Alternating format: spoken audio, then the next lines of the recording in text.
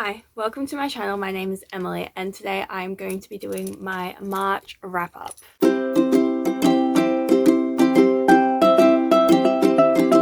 So, for my March wrap up, I have a big sock with me today.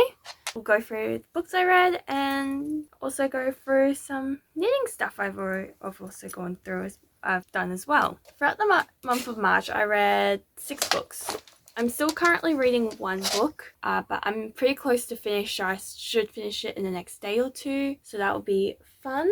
The first book, and also book of the month, was The Promised Neverland, volume 11. I really enjoyed this. It's not as good. I think it was still a bit slow, and I'm just kind of looking forward to when it quickly paces up and just finding out more information. It's just kind of like the end of the Goldie Pond part of the story, so hopefully from here we'll be moving on to bigger and better things. But I think I gave this about 4 star. Next, I am currently in the reading, as you can see, not too much to go, Dan Brown's Angels and Demons. Hopefully we'll be able to continue reading this series for this year. It seems promising at the moment. I'd say at this point it'll be probably a solid 3 stars. I'm not like too engaged in the story, but at the same time it is intriguing enough that I would like to continue reading on in the story. So pretty much with this one, we are following Robert Langdon, and he gets pulled into a murder case, and he's just pretty much gotta figure it out, and he has no idea what he's doing, but like he knows like the stuff that it's surrounding, like in terms of religious ideology and the Illuminati and stuff like that. So it's interesting nonetheless, crime fiction, but I'm not like the biggest fan, and I tried watching the movie and I didn't really like it, so I will see if I like the rest of the series if I get through it. Next, I read Abundance of Katherine by John Green. I hated this book. I read it. I wanted to finish the book. I wanted to DNF it, but I finished it because I could now say that I've read all of like John Green's fiction standalone books, and that's why I wanted to finish it.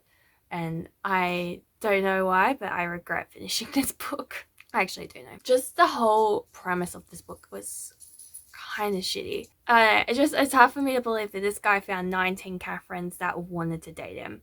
And especially when he's like, oh, I'm so unlikable and like no one likes me. Like, I don't know how you found 19 Katherines, but anyway. And then somehow, because he dated 19 Katherines, he was able to put some sort of like research together, which the research, I don't know, like it just feels like nonsensical and kind of redundant, because each Katherine is a different person. Each Katherine is not the same Katherine. Like, you're not having a control in your research.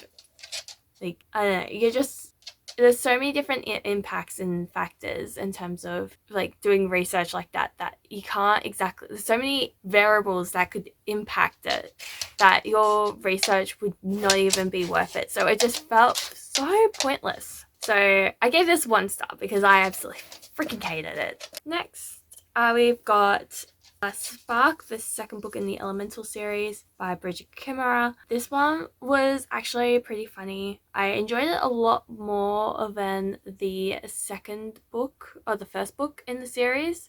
Definitely was a lot more fun, definitely had a lot more humor to it, and just definitely a lot more likable characters in this one rather than the other one. But hopefully it picks up from here a bit, and yeah, I'd say this is definitely gives me Twilight vibes for some weird reason. I don't know. It's just like these mysterious families, like so mysterious.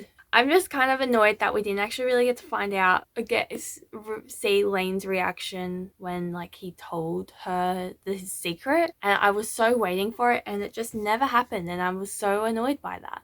But I'm keen to continue reading, and enjoyable so far. Next, I've got Magnus Chase and the Hammer of Thor by Riordan. I gave this a 3 star. I wasn't as engaged in it as what I was for other books or the first book to this.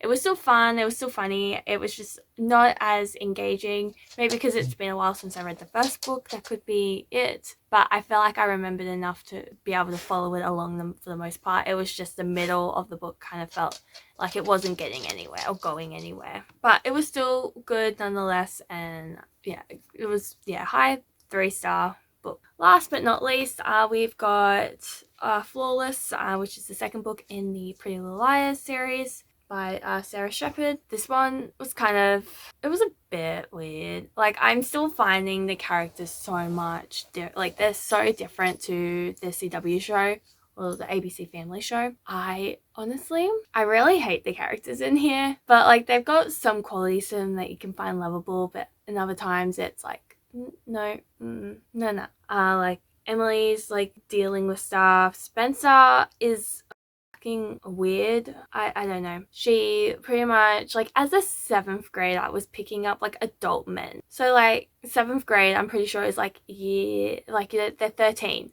and this 13-year-old girl was able to get her sister's boyfriend. So it seems like Melissa likes a lot of pedophiles.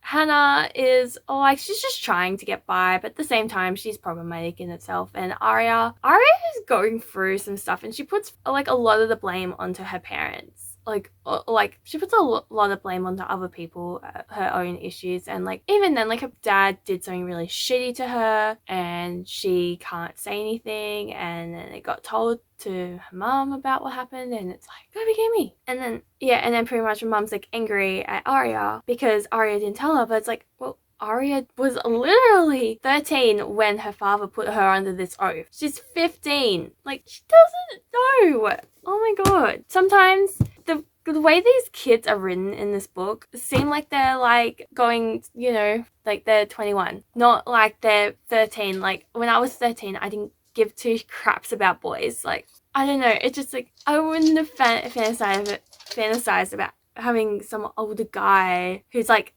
in his 20s or something like that, like, dating me. Like, what the anyway, so those are the books I read. I'm just going to go and grab my knitting projects. Give me a moment. So that was eventful. I got all my sewing knitting projects. So I don't really take photos of them, but so for my husband's book one, we are getting there. It's pretty big right now. Like, it's getting there. I tried fixing the sides on the crochet ones because they were getting really uneven and also like getting smaller. So I've tried to fix the ends in some capacity. This one, I was like, well, it's color block, so it will go decently doing color block on the sides, especially colors I haven't really used on it yet. So that's what I've done there. I think it looks a little bit better than what it did before, and it's looking a lot wider as well.